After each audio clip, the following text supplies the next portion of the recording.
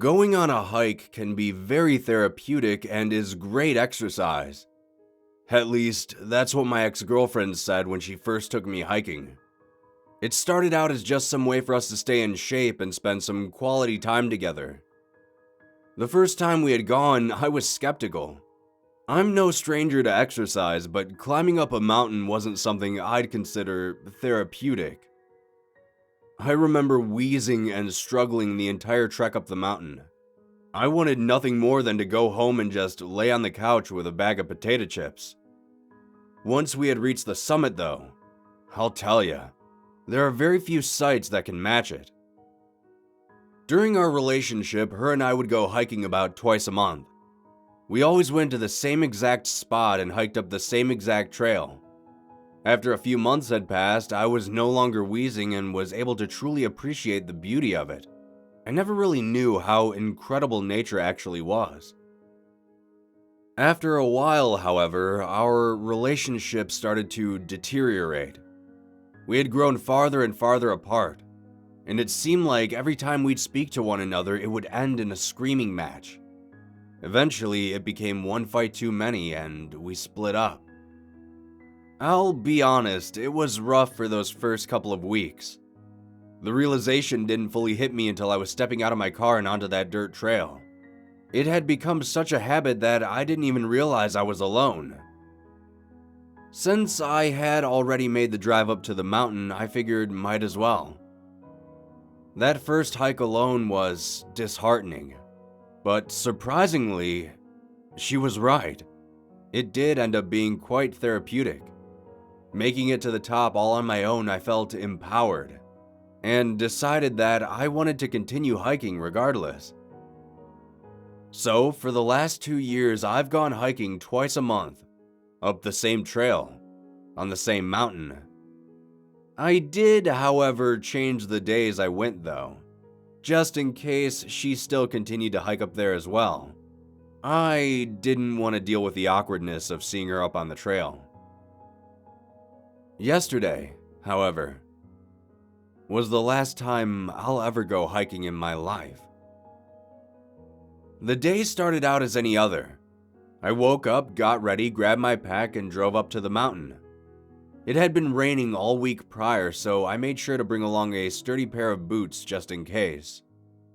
When I arrived, I stared at the swinging sign on a metal chain. It read, "Rock slide, trail closed." I huffed and got back in my car. I thought about going home, and in hindsight, I should have done just that. But instead, I was adamant about maintaining my routine. I drove around to the other side of the mountain, which didn't take me very long. It wasn't that big of a mountain. I found a spot that appeared to be a clearing of some kind. It looked like an area for hikers to disembark and make their way up the mountain. As I pulled up, I saw a dirt trail leading through the trees, though it was much more overgrown than the other path. I looked around and saw that this path had no sign, so I figured that the rock slide had happened on the other side of the mountain. I grinned, inhaled deeply, and began my hike. This path was much more difficult than the other. It took me nearly twice as long to make it halfway up than it did on the other path. I ducked under branches, pushed between trees, and climbed over boulders. I was beginning to wonder if this was actually worth it, when suddenly I stepped out into a clearing. It was astounding. It seemed like a little pocket of nature safely preserved by the towering trees around it. There was a small stream lined with flowers running through it, with some deer scampering off in the distance. It looked like a scene out of a Disney movie, to be honest. Upon arriving there, I felt some renewed energy pour into me, and I continued onward. After 2 more hours of walking, I finally broke through the foliage and arrived at the top. As I stood up there catching my breath for a few moments, I looked around and enjoyed the view. I had never been on this side of the mountain before, so I wondered if I could see anything different. It didn't take me very long to notice a small cabin about halfway down the mountain, not too far from where I hiked actually. I wondered who could be living in such seclusion up on the mountain. As I stared at it from high above, still steadying my breath, I thought I saw something move in the trees near it. I stared a few moments longer to see if I could see it again, but there was no more movement. Suddenly, a group of birds flew out from the surrounding trees, and I thought that must have been what I had seen earlier, just a bird. My curiosity wasn't entirely satiated though, so I decided that upon my descent, I'd try to pass by that cabin. Getting to it was much more difficult than heading back down the way I came. It was like the trees were purposefully blocking my attempts to get any closer. After nearly an hour of pushing my way through the brush, I stepped out into where the cabin rested. The very first thing I noticed about it was that it appeared to be abandoned. The windows seemed to have been shattered long ago. The wood was slowly rotting away in places and had a dark discoloration to it. The wooden front door seemed to sway and knock off the doorframe almost like a wind chime.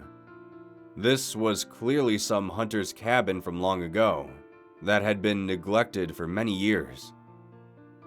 The sun was nearly behind the mountain as I stepped onto the wooden porch, my heavy boots making the wood below my feet creak painfully. Despite its age though, the cabin was surprisingly well made. A lot of time and effort went into its construction. I admired the carefully carved wood as I walked up to the door. I reached out and gently pulled the door open. It only relented a soft squeak of the hinge before opening fully. I peered inside, and though it was starting to become dark out, I could still see the interior clearly. The door opened up into a living area, with racks and shelves and a small couch. I walked inside, taking care not to step on any rotting wood. To my left was a door which seemed to open to a small washroom kitchen area. With just a passing glance, it appeared to be empty. I walked down the short hallway and there were two doors, both on my left and right. I opened the one on my right first. It was a bedroom. The bed had long since been overtaken by fungus and random plant life. I backed out of the room and pushed open the door on my left. This appeared to be a study of some kind. I walked inside and noticed a stale, musty scent to the air. I looked around and nothing appeared to be out of the ordinary. That was until I saw something peeking out from behind the desk. It looked like a boot. Making my way around it, my pace slowly came to a stop. I think I had found the owner of the cabin. It was a man. At least, I think it was due to the clothing, though the skeleton still made it difficult to tell. The clothes seemed to have been torn up, probably due to wild animals, I thought. I wondered if the person had a heart attack or some sort of accident. I then thought about how terrible it must have been to have died up here all alone.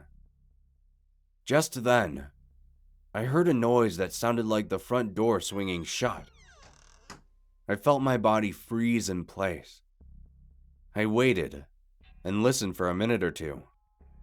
After not hearing anything, I thought it must have just been the wind blowing the door shut. When I felt a relieving breath leave my lips, I heard the floor outside the study creak. Something was in the cabin with me. I quietly backed up behind where the study door opened up and pressed my back flat against it. A voice, like a ragged whisper, drifted down the hall. "Hello," it said. It sounded like an old man, or at least older than I was. I'm not sure why, but I kept my mouth shut and waited. Another voice, this time louder. "Who's out there?" When I heard them say this, it sounded odd. It didn't seem like the correct way to ask if someone was inside the cabin. Just as I had this thought, the door on my left began to move slightly. It opened up, but I was still behind it, so the door just gently rested against me. I could still see around the frame, however. Whatever had opened the door was crawling on the ground. My eyes grew wider and wider with each passing second. Its grayish skin and disformed figure were unlike anything I had seen before. Inhumanly long fingers with sharpened nails quietly pressed into the wood in front of it. Long, disjointed feet pushed the rest of the body along. I remember thinking that it sort of looked like Gollum from Lord of the Rings, or maybe a hairless dog. It crawled slowly before climbing up onto the desk in the room, and it looked down at the skeleton before that same voice sounded. "Who's out there?" I realized at that moment that the voice was coming from this thing. Just then, my body weight shifted and the floor beneath my feet creaked. The thing on the desk snapped its head to me. Its face was smooth, with 2 gray eyes, and a mouth like a cavern of teeth below them. It reared back and unleashed a deafening shriek at me. I quickly swung around the door, slamming it shut behind me. I dashed out of the cabin, nearly falling onto my face off the porch. My rapid breathing was doing little to quell my panicked state as I forced my way through trees and over rocks. I didn't know exactly where I was going, I just knew it was down the mountain. My lungs were starting to sting in my chest, but I kept my pace up as long as I could. After nearly an hour of running, my foot slipped on a slick rock, and I fell end over end through trees and brush. I could feel scrapes and scratches forming on my face as well as bruises beginning to form on my body. I came to a rest in the mud and nearly lost consciousness. My eyes shot open a moment later, however, as I heard a rustling of bushes nearby. I scrambled back up and continued moving down the mountain, now with more of a limp. After nearly 10 more minutes of limping down the mountain, I exited the trees not too far from where I had parked my car. Seeing this gave me a hope I had never felt before. As I approached, I began to feel my injuries more and more. I hobbled inside my car and safely drove home. I've been lying on my couch with multiple ice packs ever since I got home. I gave my ex a call this morning and I asked her if she still hiked up on that mountain. She told me that she did, and I told her exactly what I'll tell all of you right now. If you ever feel the urge to go camping or hiking up on a mountain, don't. Or at the very least, don't go up there by yourself. There is something living in those forests. Something terrifying. And it's something you don't ever want to see for yourself.